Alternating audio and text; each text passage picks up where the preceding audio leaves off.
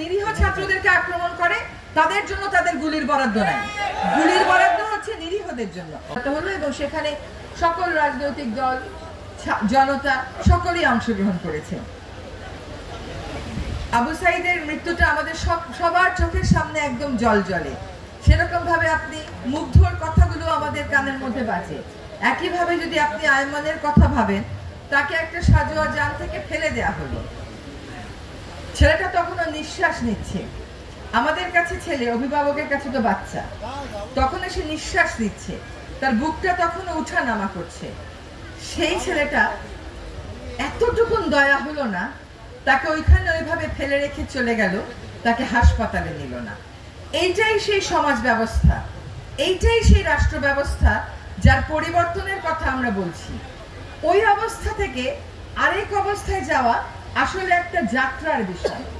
এটা আজকে বললাম কালকে হয়ে গেল তার বিষয় না।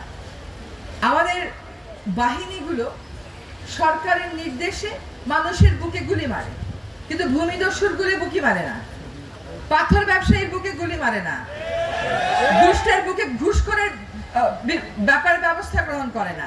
সেইখানে তাদের সক্ষমতা রয়েছে। যখন হেলমেট পরে এসে নিরীহ ছাত্রদেরকে আক্রমণ করে তাদের জন্য তাদের গুলির বরাদ্দ নাই, গুলির বরাদ্দ হচ্ছে নিরীহদের জন্য।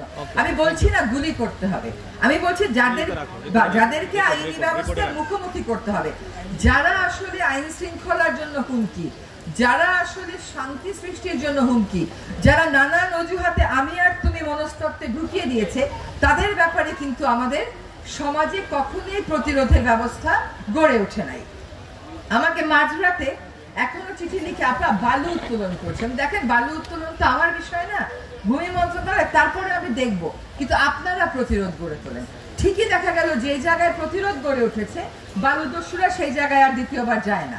কিন্তু এই প্রতিরোধ গড়া মানুষগুলো যখন এখন আবার আইন শৃঙ্খলা বাহিনীর কাছে যায়, তারা কিন্তু তাদেরকে প্রশ্রয় দেয় না, তাদেরকে প্রোটেকশন না দিয়ে ওই দস্যুদেরকেই প্রোটেকশন দেয়।